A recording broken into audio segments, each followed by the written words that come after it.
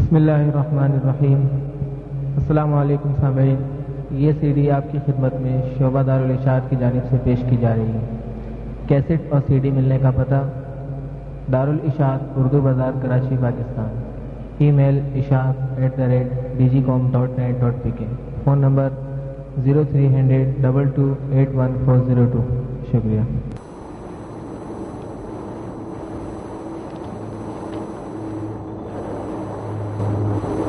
اس کتاب کے وہ حصے پڑھے گئے تھے جو صدق اور اخلاص سے متعلق ہیں، اور بیان چل رہا ہے فضائل کا، یعنی وہ باطنی صفات جو کسی انسان کے اندر مطلوب ہے، اور ان کا حصول بھی اسی طرح ضروری ہے جیسے کہ ظاہری اعمال، نماز روزے کے ظاہری اعمال ہیں، جس طرح یہ ضروری ہے، اسی طرح اپنے باطن میں وہ صفات پیدا کرنا بھی ضروری ہے جو اللہ تعالیٰ کو مطلوب ہے۔ ان میں سے صدق اور اخلاص کا بیان پچھلے رمضان میں ہوا تھا۔ یاد دہانی کے لیے اتنا عرض کر دوں کہ جس چیز کو تصوف کہا جاتا ہے، اس کا مطلب یہ ہے کہ اللہ جل جلالہ نے ہمارے باطنی اعمال کے متعلق جو احکام عطا فرمائے ہیں، ان کو بجا لانے کی تدبیر کی جائے اور اس کی مشق کی جائے، یہ حاصل ہے تصوف۔ اللہ تبارک و تعالیٰ نے جو احکام ہم پر عائد فرمائے ہیں وہ کچھ تو ہمارے ظاہری اعمال سے متعلق ہیں، جیسے نماز ہے، روزہ ہے، حج، زکوٰۃ ہے، صدقات، خیرات ہے، تلاوت ہے، ذکر ہے، وغیرہ وغیرہ۔ یہ وہ اعمال ہیں جو ہمارے ظاہری اعضاء سے انجام پاتے ہیں۔ اسی طرح کچھ احکام اللہ تبارک و تعالیٰ نے عطا فرمائے ہیں باطن سے متعلق، ان کا تعلق ظاہری اعمال سے نہیں ہے بلکہ باطن سے۔ باطن کے معنی یہ کہ دل کے افعال ہیں، وہ ہاتھ سے ادا نہیں ہوتے، پاؤں سے ادا نہیں ہوتے، ظاہری اعضاء سے ادا نہیں ہوتے، بلکہ دل سے ہوتے ہیں۔ ان کا حصول بھی اتنا ہی ضروری ہے جتنا نماز روزے کا حصول ضروری ہے۔ جیسے پچھلے رمضان میں بیان ہوا تھا اخلاص کا، تو اخلاص جو ہے وہ نہ زبان سے ہوتا ہے، نہ ہاتھ سے ہوتا ہے، نہ آنکھ سے ناک سے ہوتا ہے، وہ تو دل کا فعل ہے کہ دل میں اخلاص ہو، اللہ کے لیے کام کر رہا ہو، جو کام کر رہا ہو آدمی اللہ کے لیے کر رہا ہو، تو اس کا تعلق دل سے ہے۔ تو یہ اخلاص ایک ایسا عمل ہے جو مطلوب ہے، واجب ہے، فرض ہے، لیکن وہ ہمارے اعمال باطنہ سے تعلق رکھتا ہے، ظاہر سے تعلق نہیں ہوتا۔ اگر اخلاص نہ ہو تو یہ ظاہری اعمال بھی بیکار ہے۔ اخلاص نہ ہو تو نماز جو پڑھی بیکار ہے، اس لیے کہ اس کے اوپر کوئی اللہ تبارک و تعالیٰ کی رضا مرتب نہیں ہوگی اگر اخلاص کے ساتھ نہیں پڑھی، دکھاوے کی خاطر پڑھی مثلا۔ تو اس واسطے اعمال باطنہ کی نگرانی اور اس کے حصول کی کوشش یہ اعمال ظاہرہ سے بھی زیادہ ضروری ہے۔ تو ان کا بیان چل رہا ہے، وہ جو باطن کے اعمال ہیں۔ تو پچھلے رمضان میں صدق اور اخلاص کا بیان ہوا تھا، اب اس کے بعد آج یہ یہاں سے حضرت کے وہ ملفوظات بیان فرمائے گئے ہیں جو تواضع سے متعلق۔ تواضع یہ بھی ایک بڑا زبردست باطنی عمل ہے، اور ہر انسان سے مطلوب ہے کہ اس کے اندر تواضع ہو۔ تواضع کس چیز کو کہتے ہیں؟ اس کا در حقیقت اس کی جو بنیاد ہے وہ ایک حدیث پر ہے. حدیث میں رسول کریم صلی اللہ علیہ وسلم کا یہ ارشاد مروی ہے کہ من تواضع للہ رفعہ اللہ. جو شخص اللہ کے لیے تواضع اختیار کرتا ہے اللہ تبارک و تعالیٰ اس کو بلندی عطا فرماتا ہے. تواضع کا مطلب کیا ہے؟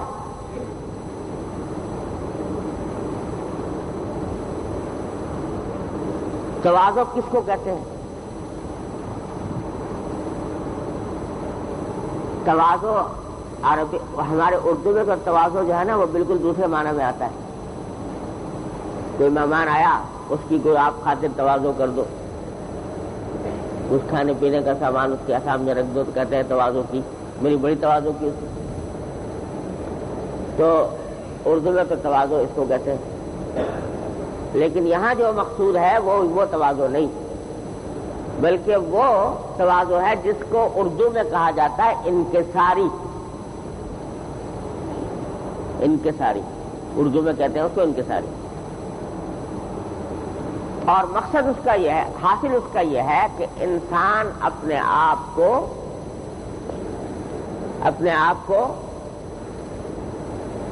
کم تر سمجھے، اپنے آپ کو کوئی بڑا نہ سمجھے، چھوٹا سمجھے، ہیچ در ہیچ سمجھے، لاشے محض سمجھے، اور یعنی اللہ تبارک و تعالیٰ کے لیے اس اللہ تبارک و تعالیٰ کی خلاقی کو مد نظر رکھتے ہوئے اپنے آپ کو کیا سمجھے؟ ہیچ تر ہیچ، کہ میری کوئی حیثیت نہیں، میری کوئی وقت نہیں، میں تو بالکل اللہ کے آگے ذلیل ہوں، خار ہوں، وغیرہ وغیرہ. اللہ تبارک و تعالیٰ کے لیے اپنے آپ کو کیا سمجھے؟ ہیچ تر ہیچ سمجھے. جس کا خلاصہ یہ ہے کہ اپنے آپ کو کسی چیز کا مستحق نہ سمجھے کہ میں بڑے اونچے درجے کا مستحق ہوں، زیادہ تنخواہ کا مستحق ہوں، زیادہ پیسوں کا مستحق ہوں، زیادہ بڑے مرتبے کا منصب کا مستحق ہوں. مستحق کسی چیز کا یہ سمجھے میں تو لاشے محض ہوں، جو کچھ دے رہا ہے اللہ تبارک و تعالیٰ یہ اس کا کرم ہے، اس کا انعام، ورنہ میں کسی چیز کا مستحق نہ، میں تو کچھ بھی حقیقت نہیں رکھتا. یہ ہے مطلب تواضع. یہاں پہلے یہ ایک بات میں واضح کر دوں کہ آج کل ایک اصطلاح بہت زیادہ مشہور ہے جس کو کہتے ہیں نفسیاتی ایک بیماری کہی جاتی ہے، جس کو کہتے ہیں احساس کمتری. احساس کمتری.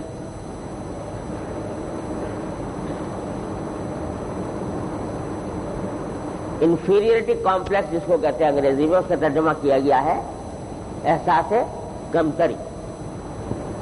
اور یہ ایک نفسیاتی بیماری قرار دی جاتی ہے. بعض لوگ یہ سمجھتے ہیں کہ تواضع احساس کمتری ہی ہے. تواضع اور احساس کمتری کو ایک سمجھتے ہیں، ایک جیسا سمجھتے ہیں، حالانکہ دونوں میں زمین و آسمان کا فرق ہے. تواضع مطلوب ہے، احساس کمتری مطلوب نہیں. اب کیا فرق ہے دونوں میں؟ تواضع میں اور احساس کمتری میں فرق کیا ہے؟ یہ بڑا دقیق اور نازک فرق ہے، اور اسی فرق کو محسوس کرانے کے لیے اس کو ایک دوسرے کے امتیاز پیدا کرنے کے لیے ضرورت ہوتی ہے کسی شیخ کی مصلح. احساس کمتری جس کو کہا جاتا ہے آج کل کی اصطلاح میں، اس کا حاصل یہ ہے کہ وہ ایک شکوہ ہوتا ہے اللہ تعالیٰ کی تقدیر پر. احساس کمتری میں کیا ہوتا ہے؟ شکوہ ہوتا ہے اللہ کی تقدیر پر کہ اللہ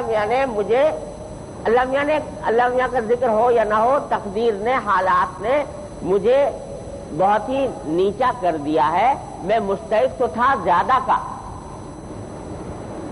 لیکن حالات نے، تقدیر نے مجھے گھٹا گھٹا کر میرا رتبہ ایسا کر دیا ہے کہ کسی کی نظر میں کچھ حقیقت نہیں رکھتا، حالانکہ رکھنا چاہیے.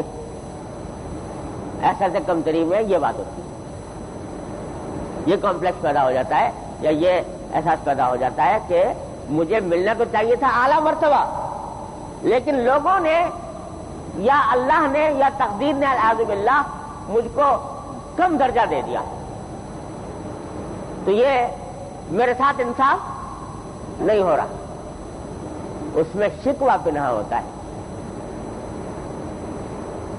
شکوہ پنہا ہوتا ہے تقدیر کا، حالات کا، لوگوں کا، کہ لوگ میرے ساتھ ویسا معاملہ نہیں کر رہے جیسا مجھ سے کرنا چاہیے.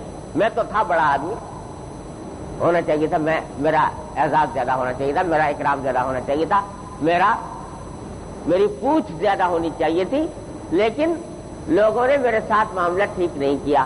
یہ احساس ہوتا ہے اصل بنیاد احساس کمتری کی.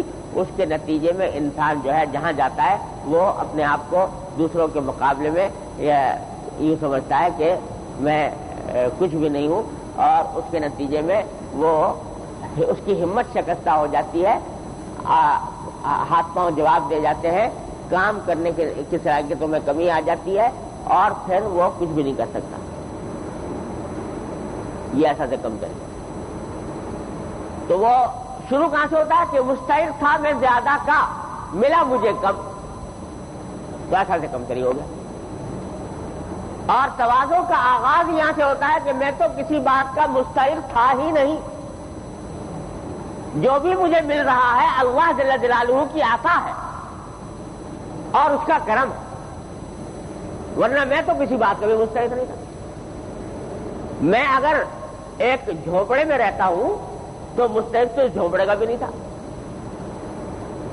سڑک پر فٹ پاتھ پہ سو جایا کرتا، میری حقیقت تو اتنی تھی، لیکن اللہ نے مجھ پر کرم کیا کہ مجھ پر باوجود میری بے حقیقتی کے مجھے یہ جھونپڑا عطا فرما دی.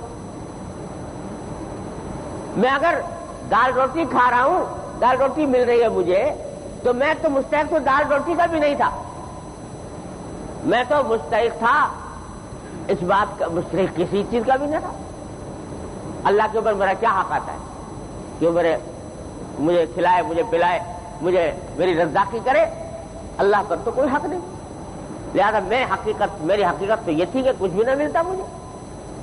اللہ نے مجھے دال روٹی دے دی، کتنا بڑا انعام کیا میرے، اور دال روٹی سے اگر اور زیادہ دے دی، پلاؤ زردہ دے دیا، بریانی قورمہ دے دیا، اللہ اکبر، یہ تو میرے حصے سے بہت ہی زیادہ ہے. اللہ تعالیٰ نے بہت ہی کرم فرمایا. دیکھو دو مختلف سمتوں میں چلنے والی چیزیں ہیں یہ. اعزاز کمتری والا کہتا ہے، کیا کہے گا کہ مستحق تھا میں بریانی قورمے کا، ملی مجھے دال روٹی، اور چونکہ دال روٹی ملی لہذا مجھے شکوہ ہے تقدیر سے بھی اور حالات سے بھی اور لوگوں سے بھی کہ جو مجھے دال روٹی والا آدمی سمجھتے ہیں. سمجھے نا؟ اور وہ انسان کو کیا کر رہی ہے؟ بے عمل بنا رہی ہے کہ یہ ایسا سے کمتری کہ ہوئی میں جب لوگوں کی نظروں میں مجھے ایسا کہ لوگوں نے مجھے کری ڈالا تو مجھ سے کیا بنے گا؟ کچھ بھی نہیں بنے گا، تو کام بھی نہیں کچھ ہو رہا.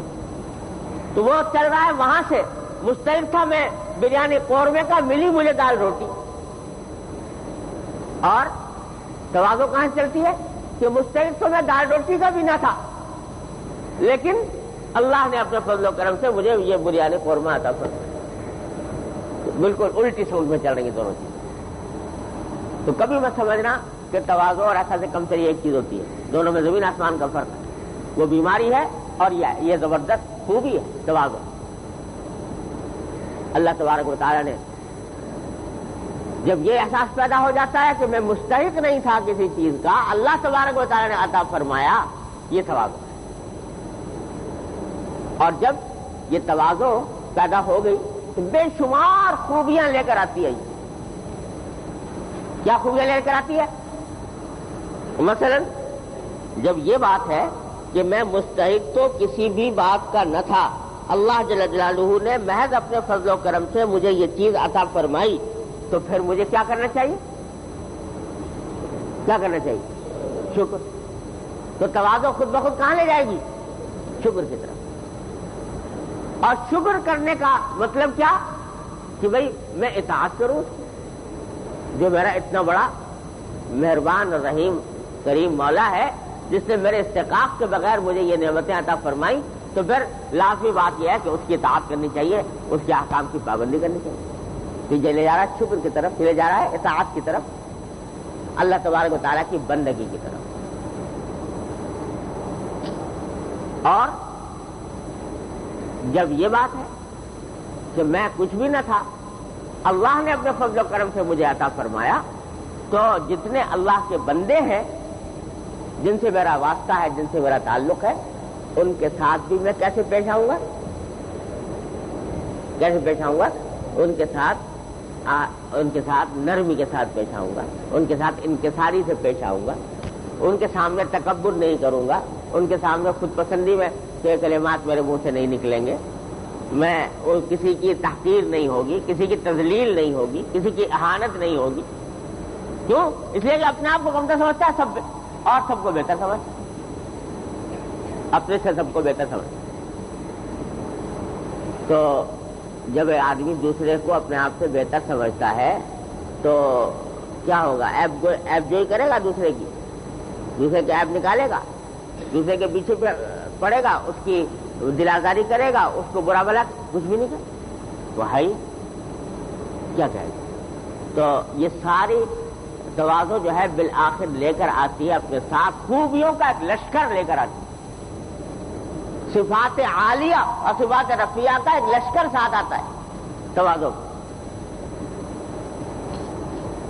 اللہ بچائے تکبر ہو تو اس کے الٹ گناہوں کا ایک لشکر لے کے آتا ہے، وہ جڑ ہے گناہوں، اس کے مقابلے میں تواضع جو ہے وہ جڑ ہے نیکیوں۔ من تواضع للہ رفعہ اللہ۔ لیکن جب کوئی آدمی تواضع اختیار کرتا ہے تو کیا ہوتا ہے؟ وہ تواضع اختیار کرتا ہے، جتنا تواضع اختیار کرتا ہے اتنا ہی اللہ تبارک و تعالیٰ اس کو بلندی عطا فرماتے ہیں۔ لیکن تواضع بلندی حاصل کرنے کے لیے نہ کرے، تواضع اختیار کرنے کے لیے یہ وقت یہ نیت نہ ہو کہ مجھے بلندی ملے گی، نہیں، تواضع تو اس واسطے کہ حقیقت ہی ہے، یہ بذات خود میں مستحق ہوں اس کا۔ تو اب اس کے متعلق کچھ حضرت نے باتیں کہی ہیں، یہ خلاصہ ہے جو میں نے عرض کیا تواضع کی حقیقت کا، اور بڑی باریک باتیں ہوتی ہیں تواضع میں، سمجھے نا؟ اس کے لیے اللہ تبارک و تعالیٰ فہم عطا فرمائے تو پتہ چلتا ہے، ورنہ تو آدمی بسا اوقات گمراہ ہو جاتا ہے۔ ہزار نقطہ باریک طرز منہ ایجاد، ورنہ فرماتے ہیں ہزار نقطہ باریک طرز منہ ایجاد کہ نہر کے سر بتراشد قلندری دانت۔ کہتے ہیں کہ بے شمار بال سے زیادہ باریک نقطے ہیں اس میں، بال سے زیادہ باریک۔ نہر کے سر بتراشد قلندری دانت، جو سر مڈالے وہ قلندر نہیں بن جاتا، ہر وہ سر مڈانے والا قلندر نہیں بن جاتا۔ باریک نقطے کیا ہے مثلا سمجھ لو، ہمارے ہاں عام طور سے ہم تواضع کس کو سمجھتے ہیں کہ کوئی آدمی اپنے آپ کو یوں کہے کہ میں تو خاکسار ہوں، ناچیز ہوں، ناکارہ ہوں، سمجھے نا؟ ناچیز، ناکارہ، خاکسار، اور اپنے آپ کو گنہگار، خطاکار ہے کہہ رہا ہے، تو کیا سمجھتے ہیں کہ یہ کیا کر رہا ہے؟ تواضع۔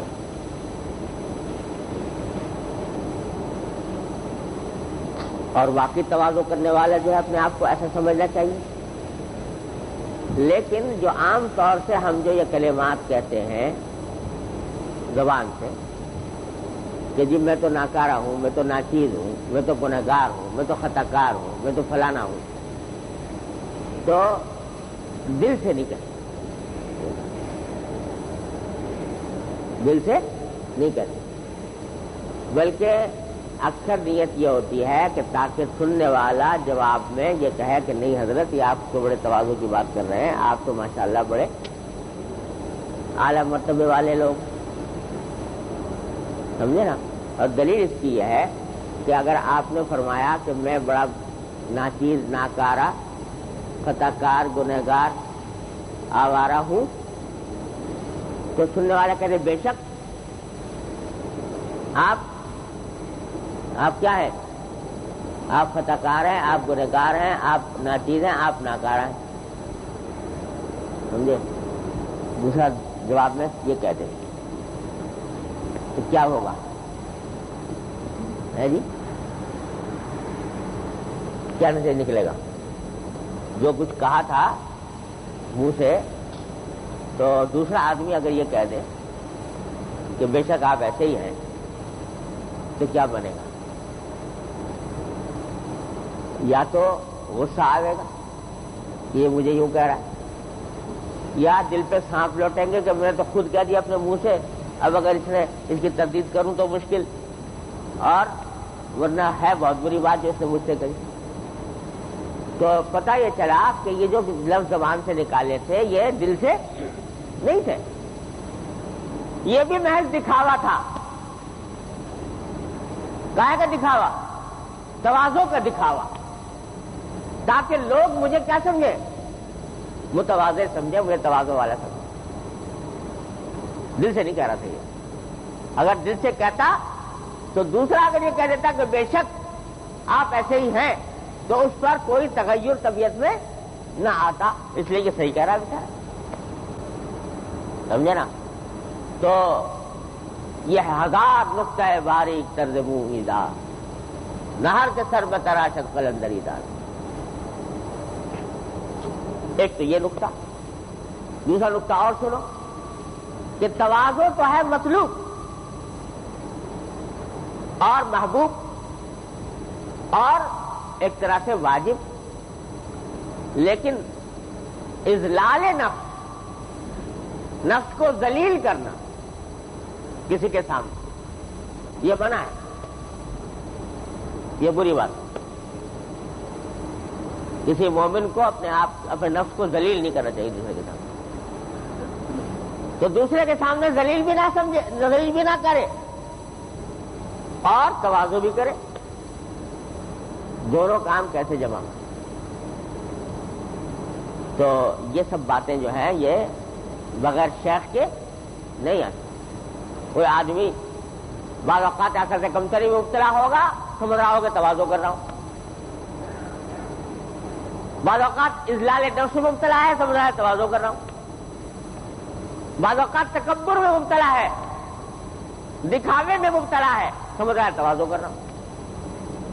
تو یہ شیخ ہے جو پہچانتا ہے کہ کہاں تواضع ہے، کہاں دھوکہ لگ رہا ہے تواضع. تو یہ ہے حاصل مختصر تواضع کا. اب اس کے بارے میں حضرت والا یہ کچھ کلمات ہیں. اللہ، کسی شخص نے حضرت والا کو خط میں لکھا کہ اکثر خیال دل میں رہا کرتا ہے کہ مجھ سے تمام دنیا والے اچھے،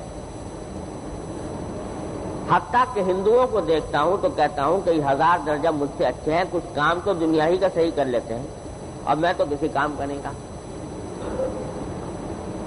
ایک صاحب نے اپنی یہ حالت لکھی کہ مجھے تمام دنیا والے مجھے اپنے سے اچھے لگتے ہیں، یہاں تک کہ ہندوؤں کو بھی دیکھ کر کہتا ہوں کہ اگرچہ ایمان نہیں ہے ان کے پاس لیکن دنیا کا کام تو ٹھیک کر رہے ہیں اور میں تو دنیا کا کام بھی ٹھیک نہیں کر پاتا. تو یہ حالت پتہ نہیں اچھی ہے بری ہے. حضرت کو لکھا، حضرت نے فرمایا کہ یہ حالت ازبس رفیع ہے، بہت بلند حالت ہے، یہ کمال شکستگی ہے، اپنے آپ کو شکستہ اللہ تبارک و تعالیٰ کے سامنے سمجھنا، جس کے ثمرات ازبت رفیع ہیں، جس کی طرف حدیث من تواضع للہ رفع اللہ میں اشارہ آیا ہے۔ عارفین نے تصریح فرمائی ہے کہ مومن مومن نہ باشد تا آنکھ خضرا از کافر فرنگ بدتر نہ پندارد۔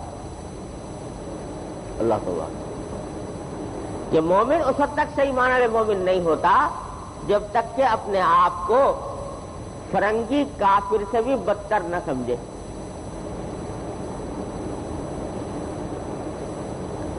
یعنی حالن نہ اعتقاد، حضرت فرمایا یعنی حالن نہ کہ اعتقادن، یعنی جو سمجھے کہ اللہ تعالیٰ کی نعمت ہے کہ اس نے مجھے ایمان کی دولت عطا فرمائی جس سے یہ کافر محروم ہے۔ یہ تو اعتقاد کی حد تک تو ظاہر ہے، آدمی اپنے آپ کو کافر سے بدتر نہیں سمجھ سکتا، کیونکہ کافر کا اعتقاد جو ہے وہ بدترین اعتقاد ہے اور ایمان کا اعتقاد بہترین اعتقاد ہے۔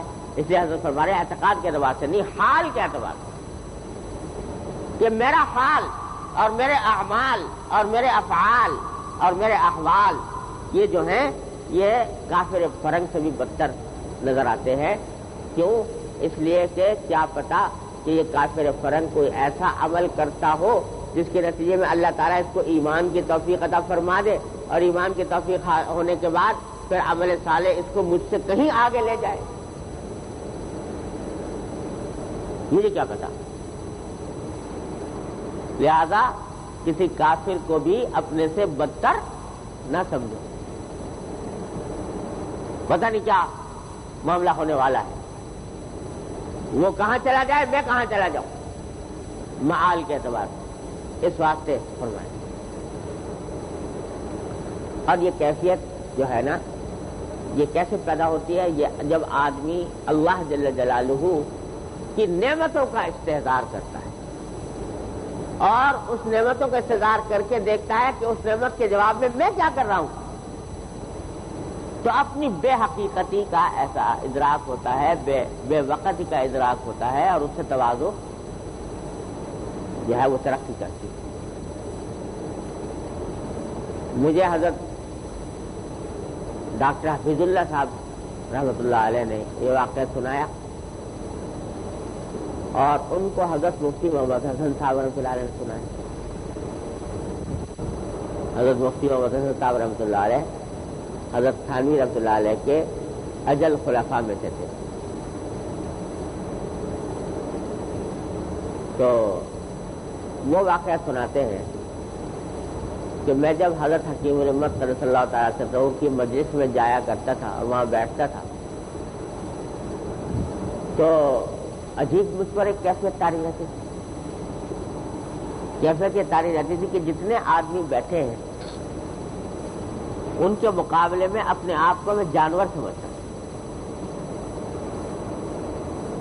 ایسا محسوس ہوتا تھا کہ سب تو ہیں انسان جو میرے سامنے بیٹھے اور میں ایک بیل ہوں یا کیا ہوں، جانور ہوں۔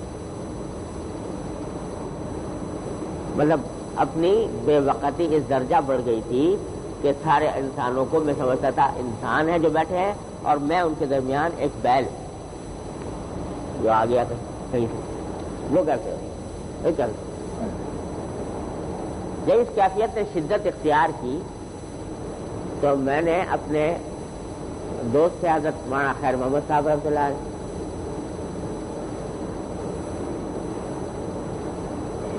وہ بھی حضرت والا کے خلفاء میں سے اور بڑے خیر مجسم حضرت مولانا خیر محمد صاحب رحمۃ اللہ علیہ، ان کے پاس گئے اور جا کر کہا کہ بھائی عجیب میری حالت ہے، کئی دن سے اس کا غلبہ ہو رہا ہے کہ جتنے آدمی بیٹھے ہیں ان سب کو تو لگتا ہے کہ انسان ہے، اور ان کے مقابلے میں اپنے آپ کو ایسا ہوتا ہوں جیسے جانور ہوتا ہے۔ تو اب یہ کیسے جب حد سے بڑھنے لگی تو مجھے فکر ہو رہی ہے پتہ نہیں صحیح ہے غلط ہے کیسی ہے۔ تو حضرت مولانا خیر محمد صاحب نے فرمایا کہ بھائی آپ کیا کہتے ہو، یہی کیفیت تو میری بھی، میں جب یہاں بیٹھتا ہوں تو مجھے بھی ایسا لگتا ہے کہ اور سارے انسان ہیں، میں ہی جانور یہاں پر بیٹھا ہوں۔ تو آؤ چلو حضرت کے پاس چلتے ہیں، حضرت سے ذکر کریں کہ یہ کیفیت ہوتی ہے، اگر صحیح ہوگی وہ جو اس کا اگر کوئی بیماری ہے تو علاج بتا دیں گے. حضرت کے بعد میں جا کر عرض کیا کہ حضرت یہ عجیب حالت ہے ہم دونوں کی، اور جب بیٹھتے ہیں تو ایسا لگتا ہے کہ سب انسان ہیں، ہم جانور ہیں. تو سمجھ آ رہا ہے کوئی بیماری ہے، اس کا علاج کرنا چاہیے، کیا ہو. حضرت نے فرمایا کہ بھائی کوئی بیماری نہیں ہے، البتہ میں تمہیں بتا دوں کہ جو تم سمجھتے ہو تمہاری جو کیفیت ہے کہ میں مجلس میں بیٹھتا ہوں، میری بھی وہی کیفیت ہوتی ہے.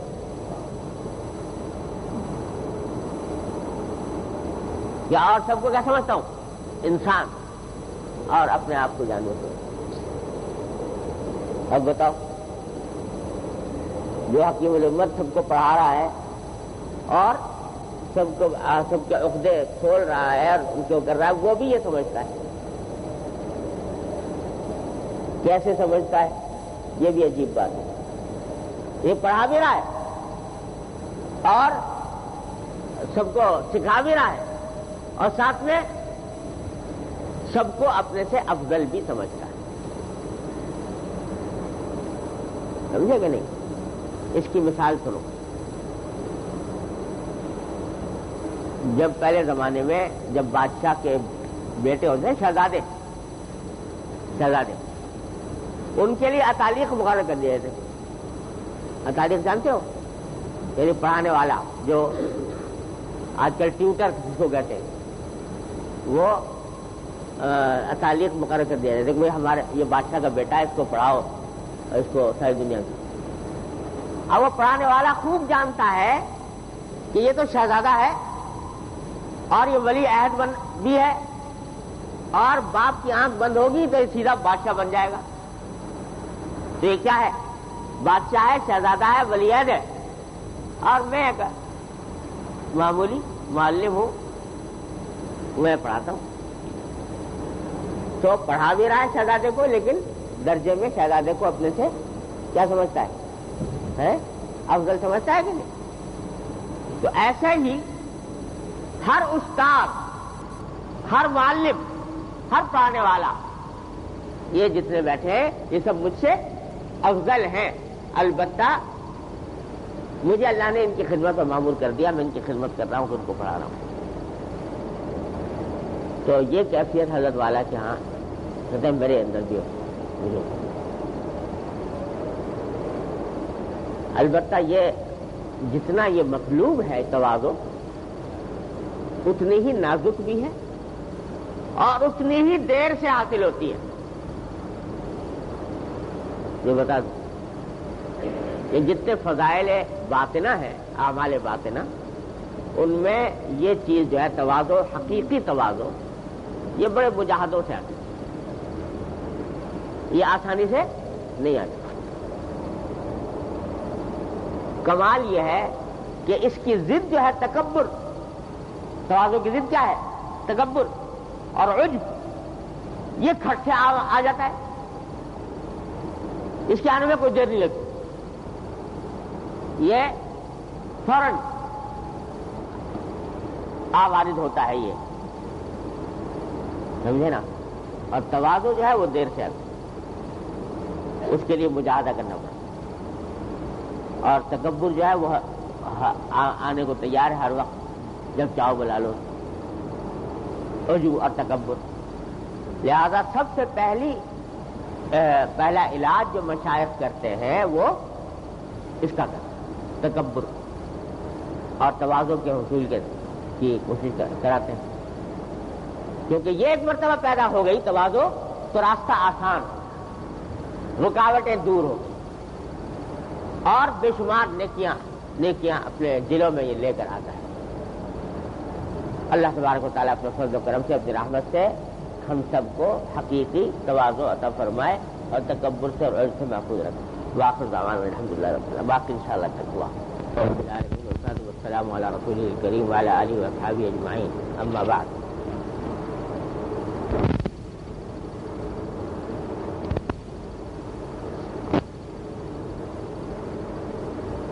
فرمایا کہ متواضع شخص انشاءاللہ گمراہ نہیں ہوتا، کیونکہ اصل ضلالت کی عجب ہے.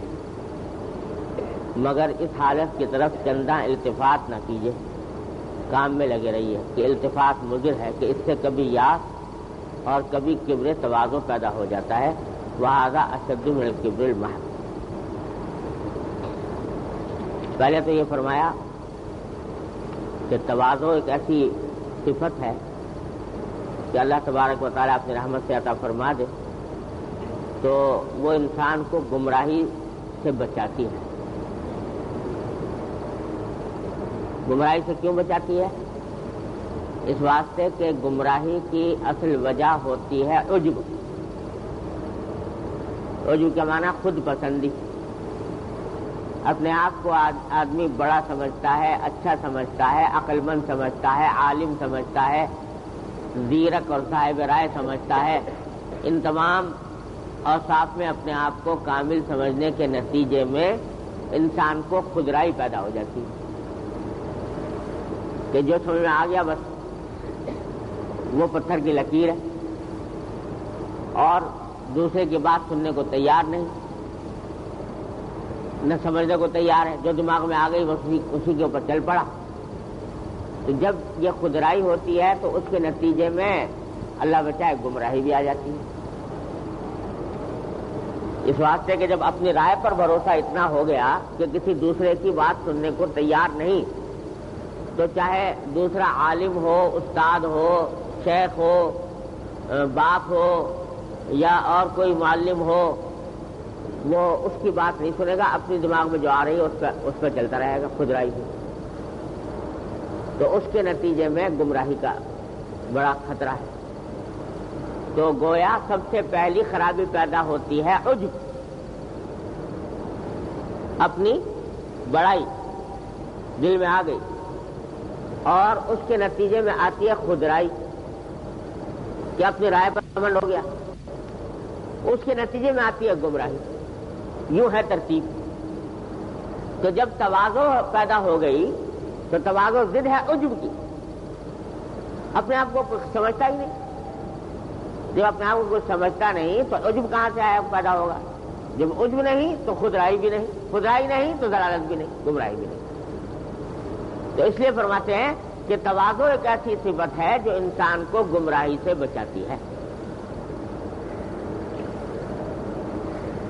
اللہ تعالیٰ حضرت کہ اگر فرض کرو کسی وقت دل میں کوئی غلط خیال آ بھی گیا یا غلط رائے قائم ہو بھی گئی تو کسی بڑے کے کہنے سے فوراً واپس آ جائے گا۔ کسی نے بڑے نے کہہ دیا بھائی یہ راستہ ٹھیک نہیں ہے، یہ خیال تمہارا درست نہیں ہے، یہ رائے درست نہیں ہے، تو اس کی بات مان لے گا اور واپس آ جائے گا۔ اس واسطے کہ تواضع ہے، خودرائی ہے نہیں، تو دل میں اللہ تعالیٰ دل میں ڈال دے۔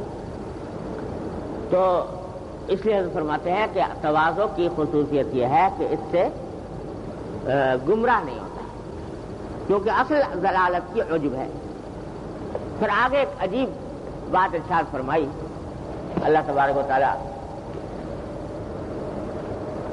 اس پر عمل کی توفیق عطا فرمائے کہ بھائی یہ جو دل میں خیال آ رہا ہے، ایک صاحب کے خط کے جواب میں حضرت نے لکھا ہے، جنہوں نے لکھا تھا کہ مجھے اپنی کوئی حقیقت معلوم نہیں ہوتی، میں ہیج در ہیج نظر آتا ہوں اپنے آپ کو، جیسے کل میں نے آپ کو عرض کیا۔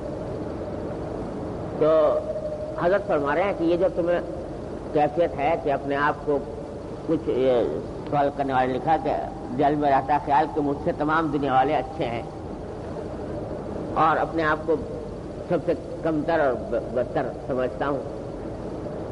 فرمایا کہ یہ جو خیال دل میں آ رہا ہے اور یہ حالت جو ہے اچھی ہے، تواضع کی حالت ہے، اور اس سے فائدہ ہے کہ انشاءاللہ گمراہی نہیں ہوگی، لیکن فرمایا کہ اس حالت کی طرف چندہ التفات نہ کیجیے۔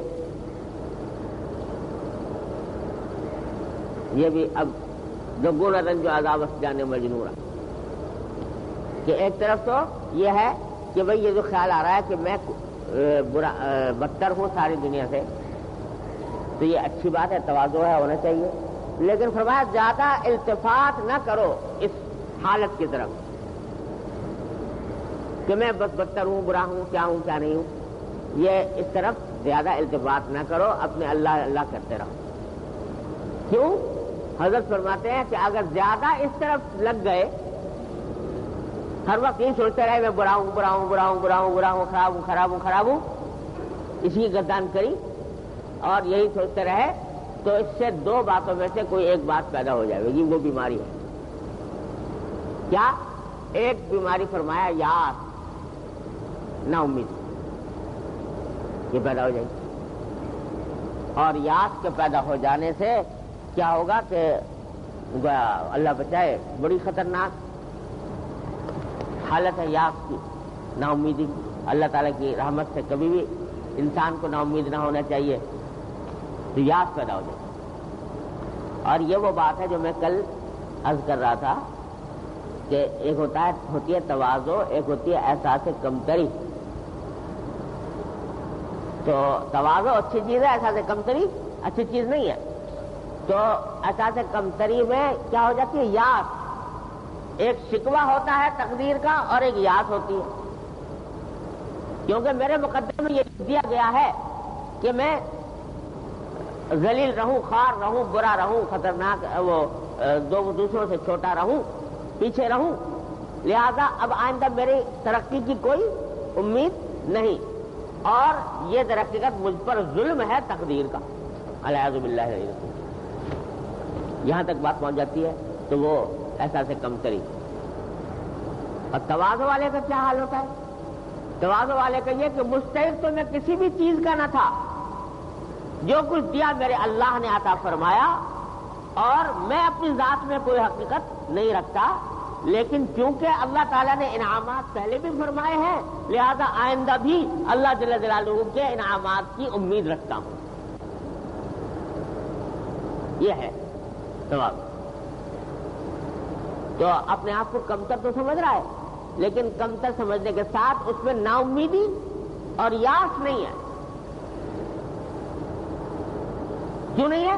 اس واسطے کہ تواضع کا مطلب ہی یہ ہے کہ میں اپنی ذات میں تو کسی بھی بات کا مستحق نہ تھا، نہ کارا، نہ چیز، نہ تواں وغیرہ وغیرہ تھا، لیکن اللہ جل جلالہ نے اپنے فضل و کرم سے مجھے بہت کچھ عطا فرمایا۔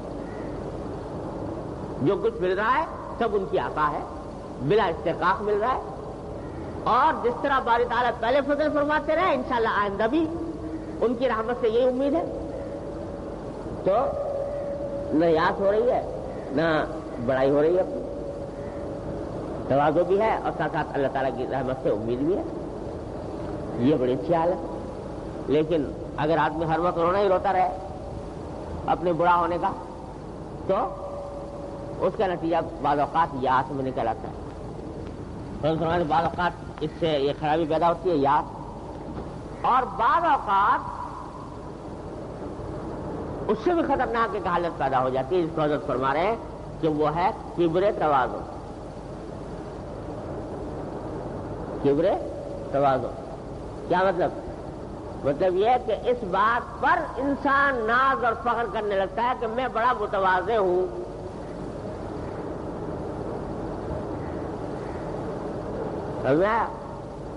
یعنی تواضع کا عجب پیدا ہو گیا، تواضع کا کبر پیدا ہو گیا کہ میں بڑا متواضع ہوں، اور اس کی وجہ سے میں بڑا اچھا ہوں، اس کے بغیر تواضع اچھا ہوگا، اچھا ہوں نتیجہ۔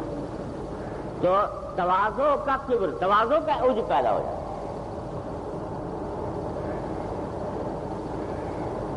حضرت حکیم علماء قدس اللہ تعالیٰ سے اللہ تعالیٰ ان کے درجات بلند فرمائے، بعض اوقات لوگوں کا علاج کبر وغیرہ کا مختلف طریقوں سے کرواتے تھے۔ کسی کے اندر کبر دیکھا، کسی کے اندر عجب دیکھا، تو علاج اس کا مختلف طریقوں سے کرواتے تھے۔ تو بعض اوقات یہ علاج تجویز فرماتے تھے کہ بھائی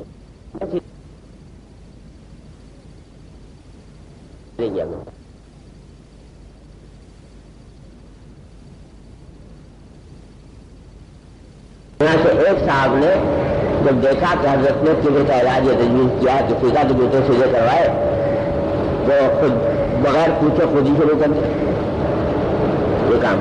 دماغ میں خیال اچھا آؤ گے سب میرا درد ہے کبر یا عجب، یا میں بھی شروع کر وہ شروع کر دیا. تو حضرت والا قدس اللہ تعالیٰ سرہ کے بارے میں میں نے کسی اپنے بزرگ سے سنا سے یاد دے رہا کہ انہوں نے فرمایا کہ تمہارے لیے یہ جوتے سیدھے کرنا مفید نہیں بلکہ مجھے ہے. کیوں؟ اس واسطے کہ تمہارے جوتا سیدھا کرنے سے کیا ہوگا کہ یہ دل میں اور عجب پیدا ہو جائے گا کہ میں تو اتنا متواضع ہوں کہ لوگوں کے جوتے سیدھے کرتا ہوں. اپنے دماغ میں اپنی یہ بات پیدا ہو جائے گی. تو یہ کیا ہوئی؟ تواضع اتنا ہو گیا. یہ جو تواضع کا عجب تواضع کا کبر ہو گیا. اللہ بتائے تو تواضع یہ نہیں ہے کہ زبان سے کہتے کہ میں ناکارا ہوں، ناچیز ہوں، فلانا ہوں، میں تو کچھ بھی نہیں ہوں، میں تو خطا کار ہوں، گنہگار ہوں. زبان سے کہتے ہیں تو کچھ نہیں ہوتا جب تک دل میں یہ بات نہ ہو. اور پھر ایسے اگر اعمال کرنے شروع کر دیے اور اس کے اوپر دماغ میں آ گیا کہ میں متواضع ہوں تو یہ اور بیماری پیدا ہوگی خطرناک کوئی بھی بیماری. ارے تواضع تو وہ ہے کہ آدمی کرے بھی اور پتہ بھی نہ چلے کہ میں تواضع کر رہا ہوں. تواضع ہے بھی اور تواضع کا احساس بھی نہیں کہ میرے اندر تواضع ہے. یہ ہے اصل تواضع. اور حضرت والا اس کی مثال یوں دیتے ہیں کہ جیسے دیکھو آدمی سوتا ہے نا نیند میں تو سو رہا ہے تو اصل گہری اور سچی نیند وہ ہے جس میں سونے کا بھی پتہ نہ ہو کہ میں سو رہا ہوں. اگر سو رہا ہے سونے کا احساس ہے کہ میں سو رہا ہوں، سونے کا ادراک ہے کہ میں سو رہا ہوں، وہ پکی نیند نہ ہوئی. پکی نیند کب ہوگی؟ جب سونے کا بھی پتہ تو سو رہا ہے سونے کا بھی پتہ نہیں. تو اگر تواضع ہے، تواضع کا احساس ہے کہ میں تواضع کر رہا ہوں، یہ پکی تواضع نہ ہوئی. اصل تواضع وہ ہے کہ تواضع ہو بھی اور تواضع ہونے کا احساس دینا ہو کہ میں تواضع کر رہا ہوں. تو تب بنتی ہے بات اور وہ پھر اللہ تبارک و تعالیٰ کیا مقبول ہے. من تواضع للہ رفعہ اللہ. اللہ اب آخر جو آگے ملفوظ ہے اللہ تواضع تو یہ معنی نہیں کہ خدا تعالیٰ نے جو نعمتیں عطا فرمائی ہیں ان کی بلکہ معنی یہ ہے کہ ان کو اپنا کمال نہ سمجھے، محض فضل و رحمت حق سمجھے. یعنی یہ اشکال پیدا ہوتا ہے کہ بھئی تواضع کا مطلب یہ ہم نے یہ پڑھا کہ بھئی اپنے آپ کو لاشے سمجھو، یہ حقیقت سمجھو اور سب دنیا کو اپنے سے بہتر سمجھو. تو اب بہت ساری باتیں ایسی ہیں کہ جن میں اپنا بہتر ہونا بدیہی ہے، اس کا انکار بجائے بداحت کا انکار. مثلا ایک آدمی ہے، اس کے پاس دولت زیادہ ہے دوسرے کے مقابلے، تو ظاہر ہے دولت زیادہ، اس کی زیادہ مالدار ہے اس کے مقابلے. یہ کیسے تصور کر لے کہ میں کم مالدار ہوں؟ یا ایک شخص ہے اس کے پاس علم بداحتن زیادہ ہے دوسرے سے، بداحتن زیادہ ہے. ایک آدمی ہے جس نے باقاعدہ پورا علم حاصل کیا، محنت کی اور الحمدللہ بداحتن اس کو معلومات حاصل ہیں، اور ایک بیچارہ عامی جاہل آدمی ہے، دیہاتی ہے، ان پڑھ. تو کیسے یہ عالم آدمی یہ سمجھ لے کہ میں اس سے عالم نہیں ہوں؟ ظاہر اگر یہ کہے کہ میں اس سے زیادہ جاہل ہوں جیسا یہ ان پڑھ دیہاتی ہے، میں سے زیادہ جاہل ہوں، تو کیا ہوگا؟ یہ بداحت کا انکار ہوگا. تو پھر تواضع کیسے پیدا ہوگی؟ جب اگر تواضع کا مطلب یہ ہے کہ انکار کریں ہر اپنی فضیلت کا، تو پھر کیا ہوگا؟ یہ تو جھوٹ ہو جائے گا، پھر واقعہ ہو جائے گا۔ یہ سمجھے بات؟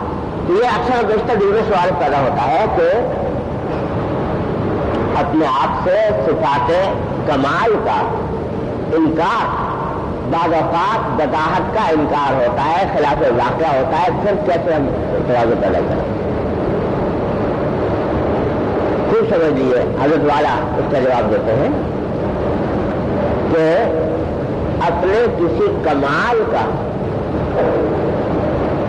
خاص طور پہ وہ کمال جو کہ بداحتاً حاصل ہو کسی کو، اس کا احساس یہ منافی تواضع کے نہیں ہے، بشرطے کہ اس کمال کو اپنا حق سمجھے، نہ سمجھے بلکہ اللہ جل جلالہ کا فضل محض۔ ایک عالم آدمی ہے اور ایک ان پڑھ جاہل ہے، بیچارہ دیہاتی ہے، تو پہلی بات تو یہ کہ آدمی کو اگر یہ احساس ہے کہ مجھے اس کے مقابلے میں علم زیادہ حاصل ہے، تو یہ تواضع کے خلاف نہیں، بشرطے کہ یوں سمجھے کہ یہ علم میرا استحقاق نہیں تھا، یہ محض اللہ جل جلالہ نے اپنے فضل و کرم سے عطا فرمایا اور جب چاہے سلب فرما لے۔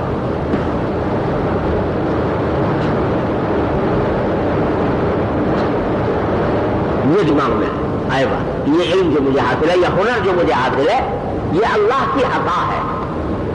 میں تو اپنی ذات میں لاشائے محض تھا، میرے بس کا یہ کام نہیں تھا، لیکن یہ اللہ تعالیٰ نے اپنے فضل و کرم سے عطا فرما دی مجھے نعمت، تو میں اس کی وجہ سے الحمدللہ اس سے بہتر حالت میں ہوں علم کے اعتبار سے۔ تو ایک بات سمجھ لو، ایک بات تو یہ کہ جو بھی کمال ہے یا جو بداحت نظر آ رہی ہے اپنے اندر، تو اس پر اللہ جلال جلالہ کا فضل اور کرم اور شکر، فضل و کرم سمجھ کر شکر ادا کرے اور یہ سمجھے کہ یہ میری اپنی قوت بازو کا کرشمہ نہیں، اللہ جل جلالہ کی عطا ہے۔ ایک بات۔ دوسری بات یہ کہ اس صفت کمال میں اپنے آپ کو دوسرے سے زیادہ سمجھنا، اللہ تعالیٰ کے فضل و کرم سے زیادہ سمجھنا، یہ تواضع کے خلاف نہیں، لیکن اس کے نتیجے میں اپنے آپ کو افضل سمجھنا، یہ تواضع کے خلاف ہے۔ یہ تصور آنے میں کوئی حرج نہیں کہ میرا الحمدللہ میرے پاس علم زیادہ ہے اس کے مقابلے میں،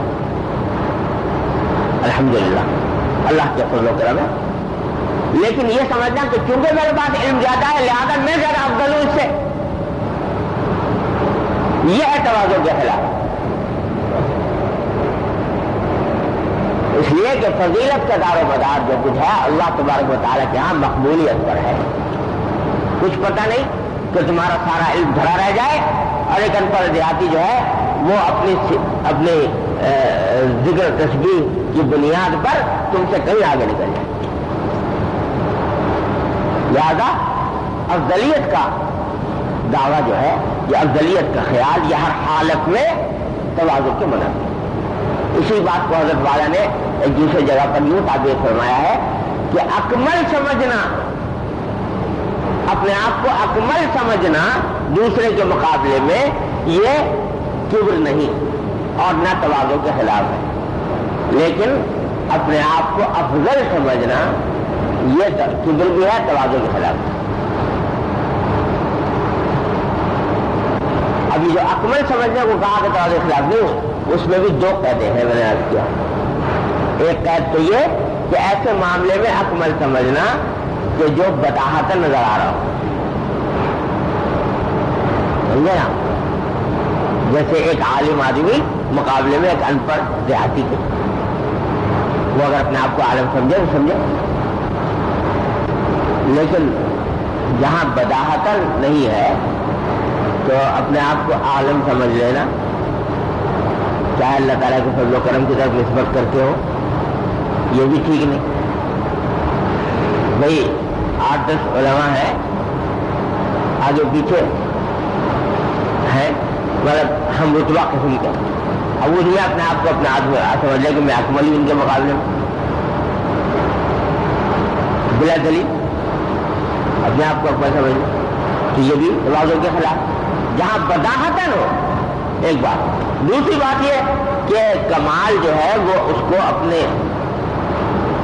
तरफ मंसूब करने के बजाय अल्लाह जल्ल जलालहू के फज़ल और करम की तरफ मंसूब करे, उसको शुक्र अदा करे, तब ये अकमल समझना तवाज़ुन के खिलाफ नहीं, अफजल समझना तवाज़ुन के खिलाफ। हज़रत ने ये बात मानी। तो फरमाया कि तवाज़ुन के ये माना नहीं कि खुदा ताला ने जो नेमतें अता फरमाई हैं उनकी अपने से नफी करे, बल्कि माना यह है कि उनको अपना कमाल न समझे, महज फज़ल और रहमत के हक़। अल्लाह तबारक व तआला की रहमत से तवाज़ुन की हकीकत हम सबको अता फरमाए। अल्हम्दुलिल्लाह रब्बिल आलमीन वस्सलातु वस्सलामु अला रसूलिल करीम व अला आलिहि व अस्हाबिहि अजमईन, अम्मा बाद। फरमाया जिस जगह ज़्यादा तवाज़ुन करने से दूसरे को तकलीफ होती हो, वहां कसदन इतनी तवाज़ुन न करो।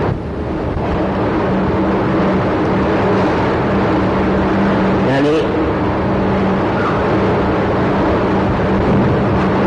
बाल औक़ात ऐसा होता है कि एक शख्स है जिसको लोग बड़ा समझते हैं, जैसे बाप है औलाद के लिए, या उस्ताद है शागिर्द के लिए, या शेख है मुरीदों के लिए, लोग उसको बड़ा समझते हैं। अब अगर वो अपने छोटों से तवाज़ुन का कोई ऐसा तरीका इख्तियार करे कि छोटों के सामने, अपने छोटों के सामने कोई ऐसा काम शुरू कर दे जो तवाज़ुन का हो, उन छोटों के मुकाबले में तवाज़ुन का हो, तो बाल औक़ात उनको ज़्यादा तकलीफ होती है। मसलन बाप बेटे के जूते उठाने लगे, या उस्ताद शागिर्द के जूते उठाने लगे, या शेख मुरीद के जूते उठाने लगे, तो है तो ये बात तवाज़ुन की, बड़े के लिए तवाज़ुन की बात है कि वो छोटे के जूते उठाए, लेकिन बाल औक़ात इस अमल से छोटे को बहुत ज्यादा तकलीफ, शाख गुजरेगा, तकलीफ बहुत ज्यादा होगी। तो हज़रत फरमा रहे हैं कि ऐसे मौके पर तवाज़ुन नहीं करनी चाहिए, तवाज़ुन का ऐसा अंदाज इख्तियार नहीं करना चाहिए दूसरे के लिए क्या बन जाए, बाई से तकलीफ बन जाए, समझे ना, दूसरे के लिए बाई से तकलीफ बन जाए, ऐसा अंदाज तवाज़ुन का इख्तियार न करना चाहिए। जहां तकलीफ का अंदेशा न हो तो कोई मुलाका भी नहीं। अल्लाह, हज़रत गंगोई रहमतुल्लाह अलैह के बारे में अरवाह सलासा में हज़रत ने लिखा है, हज़रत गंगोई रहमतुल्लाह अलैह के बारे में कि दर्स दे रहे थे हज़रत, और बाल औक़ात शागिर्दों से इस किस्म का काम छोटे मोटे भी करा लिया करते थे उनकी इस्लाह के लिए, तरबियत के लिए। लेकिन जब कहीं देखते कि कोई किसी मज़रत का अंदेशा नहीं है तो चुपके से तलबा के जूते उठा के ले जाते, जिससे तलबा को पता भी रहता है। एक दिन बारिश आ गई तो देखा कि बहुत सारे तलबा के जूते उठा के इधर से उधर ले गए ताकि वो ना हो। लेकिन जहां ज्यादा अंदेशा हो तकलीफ का तो फिर ये बर्ताव होगा। अब ये जो मैंने मिसाल दी समझाने के लिए दी कि उस्ताद शागिर्द के उठाए, बेटा बाप बेटे के उठाए, शेख मुरीद के उठाए,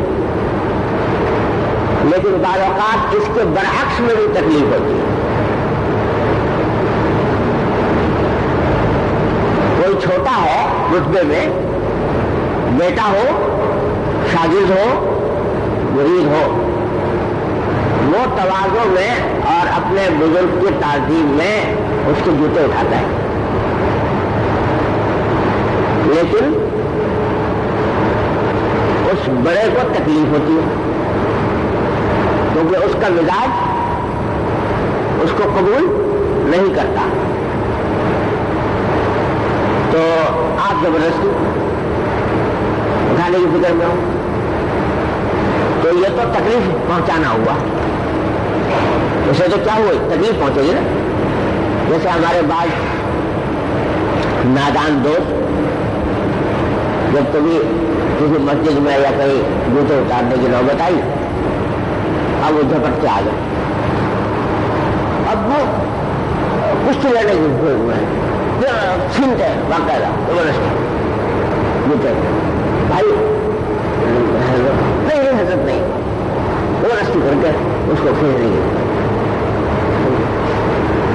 بھائی مجھے اس سے تکلیف ہوتی، آپ براہ کرم نہیں ملے گا، آئیے گا تو ہماری سالت سے معلوم نہ کرے، ہمیں سالت سے معلوم کرے، زبردستی کچھ بھی لینے کو تیار ہے، زبردستی پھر کے رہے، اور عقل ہے نہیں، نہ تمیز نہ عقل۔ تو ایک تو یہ کہ وہ زبردستی کھینچ کے اگر لے بھی گیا تو اب وقت پہ لانے کا اہتمام بھی پریشان ہو رہا ہے، دوسرا جوتا اٹھانا جب وقت پہ بجایا تو کوئی ادھر ادھر رہ گیا، عقیدت کے مارے اور بیوقوفی اور حماقت میں لے تو گئے، اور جب ضرورت پیش آئی تو باہر گھومتے پھرے۔ اور دوسرا اس سے زیادہ یہ کہ واقعتاً طبیعت پر گرانی ہوتی ہے کسی دوسرے کے جوتے اٹھانے سے، یہ کہ بہت ہی زیادہ اپنا محبت کرنے والا بے تکلف آدمی ہو تب تو کچھ اول تو وہاں بھی تھوڑی سی گرانی کی تبدیلی ہوتی ہے، لیکن اگر وہ بہت محبت کرنے والا بے تکلف جس کے ساتھ بکثرت رابطہ ہے تو چلو کام چل جاتا ہے، لیکن ایک اجنبی آدمی یا اجنبی تو نہیں لیکن اس سے کوئی بے تکلفی بھی نہیں، وہ اگر اٹھاتا ہے طبیعت پر شاق ہو جاتا ہے، چاہے وقت پر لے بھی آئے شاق ہو جاتا ہے۔ شاق اس میں گزرتا ہے کہ طبیعت مانتی نہیں کہ دوسرا آدمی میرے جوتے اٹھائے، اس لیے طبیعت بہت تکلیف ہوتی۔ اب اگر آپ زبردستی کرنا چاہو سمجھے نا تو یہ کیا ہوگا، تکلیف پہنچانا ہوگا، یہ کوئی راحت پہنچانا نہ ہوگا۔ غصہ ہو گئے بے تکلف، یہ بیٹھا ہے اٹھا لیتا ہے یہ تو اب بے تکلفی ہو گئی تو مجھے کوئی تکلیف نہیں ہوتی اٹھانے، کیونکہ بے تکلفی ہے، محبت میں اٹھا لیا اور اتنی عقل آئی گئی کہ صحیح وقت پہ پہنچا دے تو اس سے کوئی تکلیف نہیں۔ لیکن دوسرا آدمی اجنبی یا کوئی وہ آ کر اٹھا شروع کر دے تو دوہری تکلیف، ایک تو طبیعت پہ بار ہے کہ دوسرا آدمی میرے جوتے کیوں اٹھا رہا ہے، دوسرا یہ کہ پتہ نہیں وقت پہ لائے گا کہ نہیں لائے گا، لے کے بھاگ جائے گا یا کوئی غائب ہو جائے گا یا کیا کرے گا۔ تو یہ جو ہے ساری باتیں سیکھنے کی ہے، یہ تکلیف پہنچانا ہے کسی کی عقیدت، اور کی عقیدت جو ہے وہ محبت کے ساتھ ہونی چاہیے اور عقل کے ساتھ ہونی چاہیے جس سے تکلیف نہ پہنچے۔ تو حضرت فرماتے ہیں ایسی توازن کرنا کرو کہ جہاں دوسرے کو اس سے تکلیف پہنچے، سمجھ گئے؟ چنانچہ آگے بات سنیے، حضرت مولانا قاسم صاحب رحمۃ اللہ علیہ، حضرت مولانا قاسم رحمۃ اللہ علیہ کی جوتیاں ایک حافظ صاحب نے اٹھا کر رکھ دی،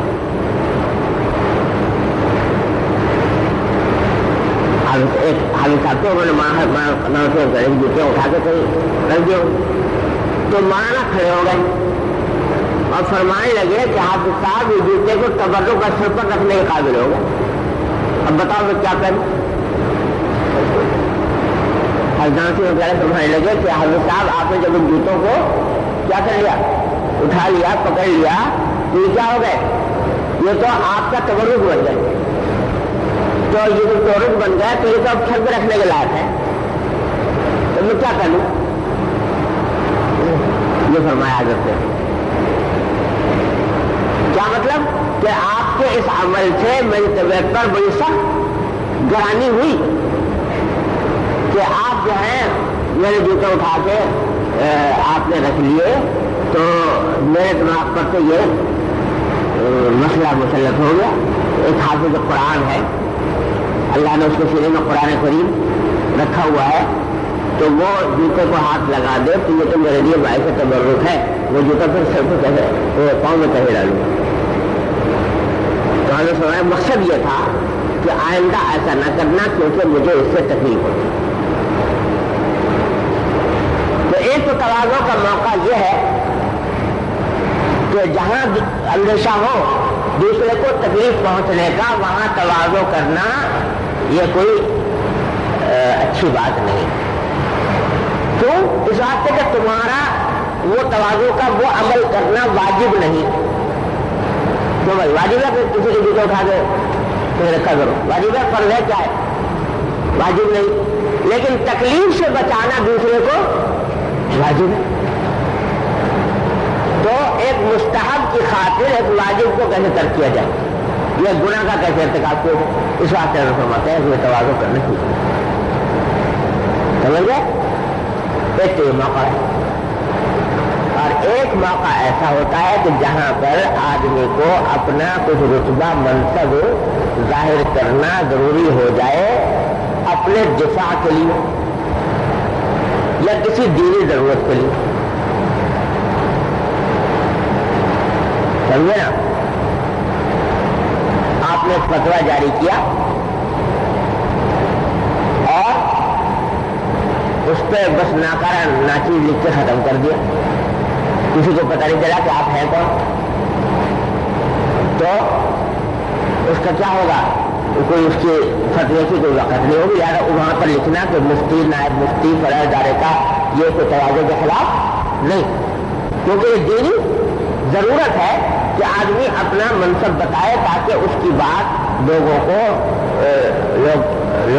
اس کا پر اعتماد. سمجھے نا؟ بعض اوقات اپنا منصب یا اپنا مرتبہ بتانا اپنے دفاع کے لیے ضروری ہو جاتا ہے. اگر وہ نہ بتائے تو نقصان پہنچے.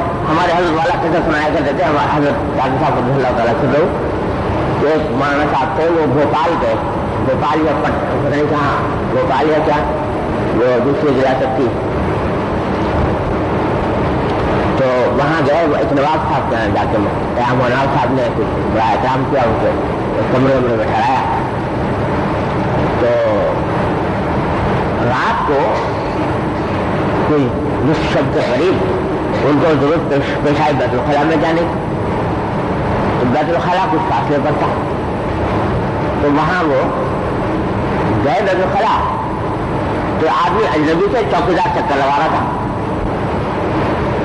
ڈنڈا ونڈا لے کے چکر لگا رہا تھا.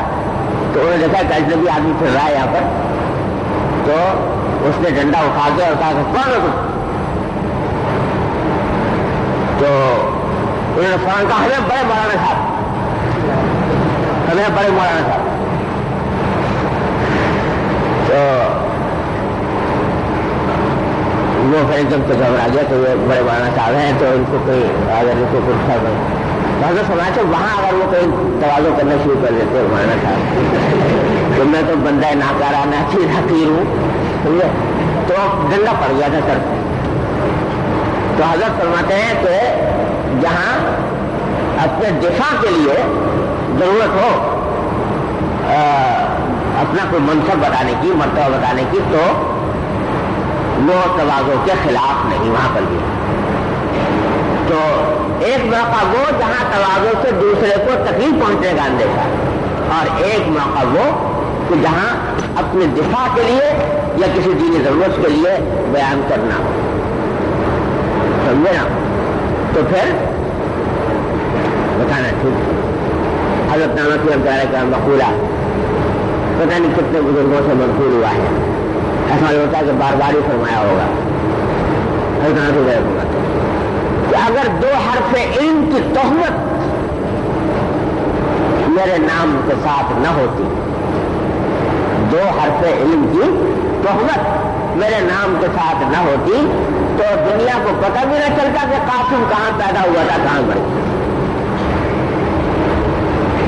گیا۔ تواضع کی اصل بات تو یہ تھی کہ اپنے آپ کو بالکل گمنام زندگی گزارنے والا بنانا چاہتے تھے، لیکن میں چونکہ 2 حرف علم کی تہمت لگ گئی ہے تو اس کے حقوق ہیں، لوگ مسئلہ پوچھنے آتے ہیں، کوئی ضرورت ہو پیش آتی ہے تو اس کی وجہ سے مناظرہ بھی کرنے کے لیے جانا پڑتا تھا حضرت والا کو، آریوں سے عیسائیوں سے خدا نے کہاں مناظرے کیے۔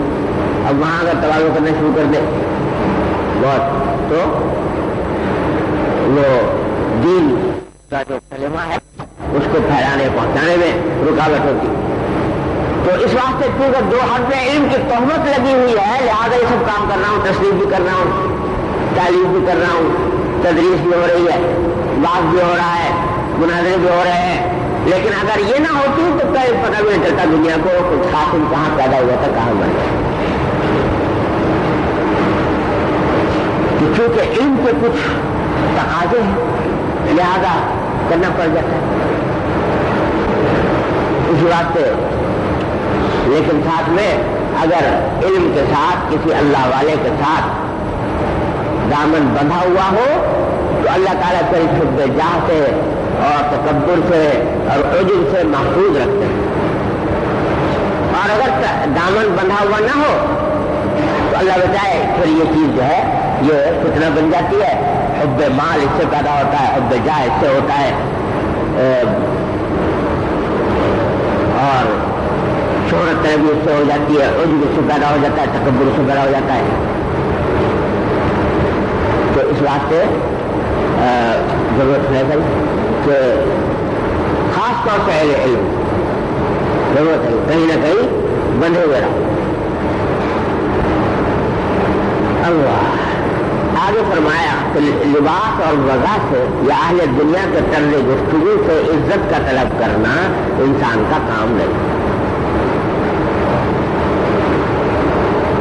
کیا مطلب؟ کہ اہل دنیا سے اپنی عزت کروانے کے لیے ان کے مزاج اور مذاق کے مطابق لباس پہنو۔ اگر ہم ان کے مزاج کے خلاف پہنیں گے تو عزت نہیں کریں گے۔ یہ کہتے ہیں کہ لباس اور وضع سے یا اہل دنیا کے طرز گفتگو سے عزت طلب کرنا انسان کا کام ہے۔ یہ تو نہایت بھدا پر اے طلباء مدرسہ، یہ مدرسے کے طلباء کا خطاب فرما رہے ہیں، تمہارا فخر یہی ہے کہ جس جماعت میں تمہارا شمار ہے تم ان کی اصطلاح اور وضع طرز اختیار کرو، تمہاری عزت اسی میں۔ اگر مخلوق میں عزت نہ ہو تو کیا پرواہ، خالق کے ہاتھوں ضرور عزت ہو۔ تم کو تو ایسی تواضع اور پستی اختیار کرنا چاہیے کہ تمام دنیا پستی اور تواضع میں تمہاری شاگرد ہو جائے، اور تم اس شعر کے مصداق ہو جاؤ، اور زبان کے دوہر یوں کہو کہ افروختنو سوختنو جام دریدن پروان زمن شم زمن گل زمن آو۔ عجیب شعر ہے یہ، افروختنو سوختنو جام دریدن پروان زمن شم زمن گل زمن آو۔ تو کہہ رہا ہے کہنے والا کہ جلنا، روشن ہونا، جلنا اور کپڑے پھاڑنا، یہ ادائیں جو ہیں مجھ سے سیکھی ہیں۔ کس نے؟ پروانے نے، شمع نے اور پھول۔ سمجھے نا؟ پروانہ جو ہے وہ جلتا ہے، شمع کیا ہے؟ روشن ہوتی ہے، اور پھول جو ہے وہ اپنے کپڑے پھاڑتا ہے، اپنے دامن چاک کرتا ہے۔ یہ جو کلی ہوتی ہے نا، بندھی ہوئی ہوتی ہے، اس کے پتے بندھے ہوئے ہیں، جب کھلے گا تو اس کی پتیاں کٹی کٹی الگ الگ ہوں گی تو وہ اپنے جامہ چاک کرتی ہے، کیا کرتا ہے؟ تو کہتے ہیں پھول نے مجھ سے سیکھا جامہ چاک کرنا، اور پروانے نے مجھ سے سیکھا جلنا، اور شمع نے مجھ سے سیکھا روشن ہونا۔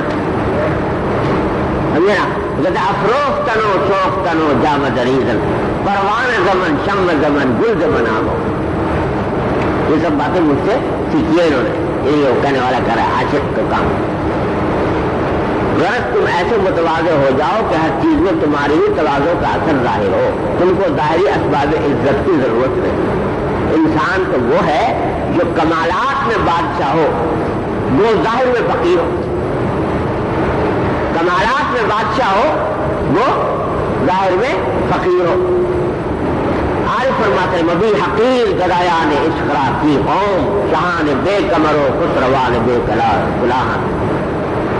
تمہیں عشق کے جو گدا ہیں ان کو حقیر نہ سمجھو, کیونکہ یہ ایسے بادشاہ ہیں کہ ان کے پٹکا تو ہوتا نہیں کمر میں اور سر پر تاج بھی نہیں ہوتا, لیکن بے تاج کے بادشاہ ہوتے ہیں, بے پٹکے کے بادشاہ ہوتے ہیں. اور فرماتے ہیں گدائے میں قدام لے ایک وقت مستی بھی کہ ناز بر فلک و حکم بر ستارہ کو. دیکھنے میں تو میں فقیر نظر آ رہا ہوں, لیکن جب مستی میں آتا ہوں تو اس وقت دیکھنا کہ ناز بر فلک و حکم بر ستارہ کو. کہ فلک پر آسمان پر بھی ناز کرتا ہوں اور ستاروں پر بھی میرا حکم چلتا ہے. کیسے چل رہا ہے ستاروں پر حکم؟ ستاروں پر حکم کیسے چلتا ہے؟ وہ اس طرح چلتا ہے کہ جب اللہ کے احکام پر اپنے آپ کو سر جھکا کر تابع محض بنا دیا اور اللہ جل جلالہ پر بھروسے کا اعلیٰ معیار اللہ تبارک و تعالیٰ نے عطا فرما دیا, تو پھر اللہ تبارک و تعالیٰ سے اتنا بھروسہ ہوتا ہے اللہ تعالیٰ پر کہ میں اگر یہ دعا کروں گا کہ یا اللہ اس ستارے کے اندر یہ بات ہو جائے تو اللہ تعالیٰ ویسا ہی کر دیں گے. یہ ہے کہ حکم پر ستارہ کو نہ, یہ ستارے کے اوپر بھی ہزار چشمہ کرے سنگ راہ سے پھوٹے خودی میں ڈوب کے ضربے کریم پیدا کر. ہزار چشمہ کرے سنگ راہ سے پھوٹے. یہ جو اقبال نے کہا نا, مدد بات نہیں کہی کہ محمد سے وفا تو نے تو ہم تیرے صلی اللہ علیہ وسلم, کہ محمد سے وفا تو نے تو ہم تیرے ہیں. یہ جہاں چیز ہے کیا لوح و قلم تیرے, تو لوح و قلم تیرے ہونے کے معنی یہ ہے کہ لو اقسم علی اللہ لابرہ, اللہ تبارک و تعالیٰ کے اوپر قسم بھی کھا لے تو اللہ تعالیٰ اس کی قسم کو توڑتے نہیں, اس کو باہر کروا دیتے ہیں. تو فرمایا کہ تم کسی کی تحقیر کی پرواہ نہ کرو, اور اگر کوئی تمہارے لباس پر تان کرے کرنے دو, تمہارے طرز میں عیب نکالنے دو, تمہارے لیے اللہ تعالیٰ کی رضا کا. اب کرتا بیان پہن کے نکل رہے ہیں باہر, لوگ جو ہیں وہ دیکھو جی ملا جی جا رہے ہیں, وہ اس کا مذاق اڑاتے ہیں یا اس کو تانے کستے ہیں. فرمایا نکالنے دو, تمہارے لیے اللہ تبارک و تعالیٰ کی رضا کافی ہے, تم ان کو راضی کرنے کی فکر کرو. اور یاد رکھو کہ عشق میں تو ملامت ہوا ہی کرتی ہے. جب کسی سے عشق ہوگا تو کیا ہوگا, ساری دنیا ملامت کرے.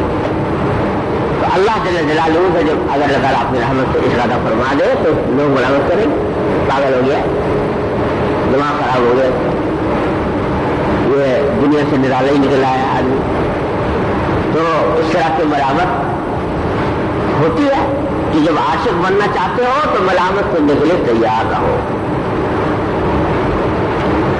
سمجھے نا, جب عشق ہوگی تو یہ چرچے تو لگیں گے. تو بیک زخم گریزانی ز عشق, تو بجز نامے کے میدانی ز عشق. اگر ایک ہی چرکا لگنے سے اور جب کس نفس کو کر دیا تم نے تو کیا عشق ہوا تمہیں. تو بجز نامے کے میدانی ز عشق, لہذا کرنے کو ملامت کرنے کو. یہ تو خیر تھی بات. اب جو آگے بات فرمائی حضرت ہے وہ بڑی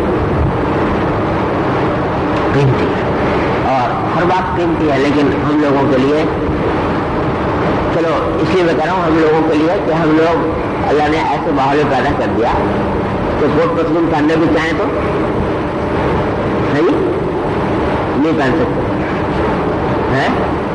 لوگ جو ہیں وہ کوٹ پتلون چھوڑنا مشکل لوگوں کے لیے, سمجھے نا, ایسے ماحول میں رہتے ہیں کہ ان کے لیے چھوڑنا مشکل, ہمارے لیے پہننا مشکل, سمجھے. اللہ نے ایسا معاملہ کر دیا, لہٰذا چاہے اچھا سمجھے برا سمجھے رہیں گے اسی میری بات میں جو چل رہا ہے, سمجھے.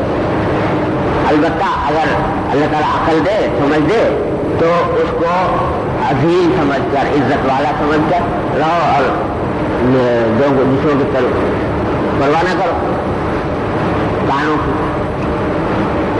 اچھا ہو تو ایسے ایسا کمپنی کے اندر ایسا جیسا دنیا ہمیں کیا برا سمجھ رہی ہے, زبردستی ہم تو پھنس گئے اس ماحول میں, لہٰذا اس میں کرنے پر مجبور ہے. یہ کر کے چاہے اس طرح رو کے کر لو اور چاہے ہاتھ ہنس کے کر لو, کرنا تو ہے یہ اس ماحول میں رہتے, سمجھے. اس لیے یہ اتنی اہم بات ہے. لیکن آگے جو حضرت بات فرمائے بڑی, اور یہ حضرت والا ہی تو مذاق کی بات فرمایا, آپ کے لیے کوئی خاص وضع نہ بناؤ, جو محبوب دے پہنو. شال دے شال پہنو, کمبل دے کمبل اڑو, ہر حال میں خوش رہو اور حضور شریعت سے باہر رہو. یہ علماء نے کئی جگہ پر یہ مضمون بیان فرمایا ہے حضرت مواعظ و ملفوظات کہ یہ جو بعض لوگ وضع بنا لیتے ہیں نا اپنی, وہ افرا صاحب جو ہیں وہ تو ایسا پہنتے ہیں لباس ہمیشہ. یہ وضع بنانا بھی جس سے انگلیں اٹھنے لگے یہ بھی صحیح بات ہے. ارے جو اللہ تعالیٰ جیسا حال میں رکھے وہ حال, جو جیسا دے دے وہ کہے. فلاں صاحب جو ہیں یہ تو ہمیشہ سفید لباس میں مثال کے سفید کے لباس کبھی نہیں کرتے. اتنا زیادہ اس کا التزام ہے کہ اس التزام کے نتیجے میں یہ بات مشہور معروف ہو گئی کہ فلاں صاحب کو ہمیشہ سفید ہی پہنتے ہیں, سمجھے. یہاں تک کہ اگر سفید کے علاوہ کوئی اور آئے گا تو انکار کر دیں گے, پہنیں گے نہیں, سمجھے. یہ اس مذاق ہے. حضرت فرماتے ہیں ہمارے مذاق کے خلاف ہے, سمجھا. ہمارا مذاق یہ ہے کہ ایسا بھی آدمی نہ بنے کہ جس سے انگلیاں اٹھنے لگے کہ اس کا خاص طریقہ یہ ہے, سمجھے.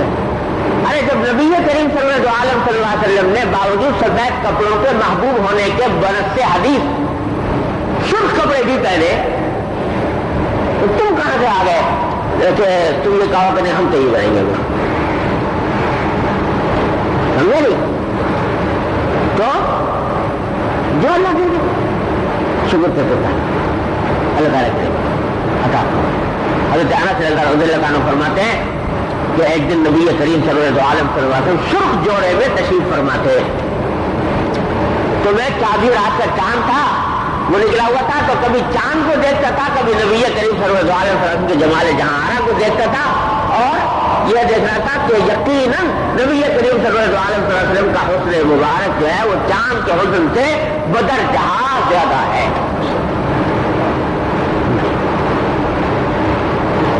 تو حضور تو پہننا ہے سرخ جو, اور تم کو یہ ہم ہے درویش یا ہم ہیں یا بزرگ آدمی, لہذا ہم نہیں کریں گے. التزام ایک خاص روزہ کا کر لیا. تو یہ بھی کچھ پسندیدہ نہیں, یہ میں ناجائز نہیں کہہ رہا, لیکن حضرت والا کہتے ہیں ہمارے مذاق کے خلاف یہ وضع بنا لیں, سمجھے نا. تو کیا ہے جیسا موقع ہو گیا ویسے کریے. فلاں حضرت جو ہے وہ حضرت والا وہ فلاں جگہ ان کا کپڑا سل